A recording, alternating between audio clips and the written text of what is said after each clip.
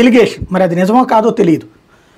నియోజకవర్గంలో బాగా ప్రచారంలో ఉన్నది ఏంటంటే ఆయనకి ఈ దాన్ని ఏమంటారు వినోదాలకు సంబంధించి శ్రీలంక ఇటట్లో జరుగుతుంటది కాదు, మన మధ్యన ఇతను కొడాలి నాని పెట్టాడని చెప్పేసి జరిగింది చూడండి,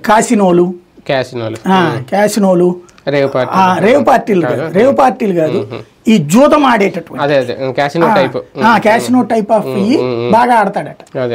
వాటిట్లో డబ్బులు బాగా కోల్పోతూ ఉండటం, అవి మళ్ళీ కోల్పోయినప్పుడల్లా పార్టీని ఏదో ఒకటి గొడవ చేయటం, మళ్ళీ ఎవరో ఒకళ్ళు సర్దేటటువంటిదో ఇట్లాగనే మాట ఒకటి వినబడుతుంది. అది ఎంతవరకు వస్తుందో తెలియదు, మనం ధృవీకరించాలి. కానీ ఆయనకి అలవాటు ఉందన్నది మాత్రం బాగా.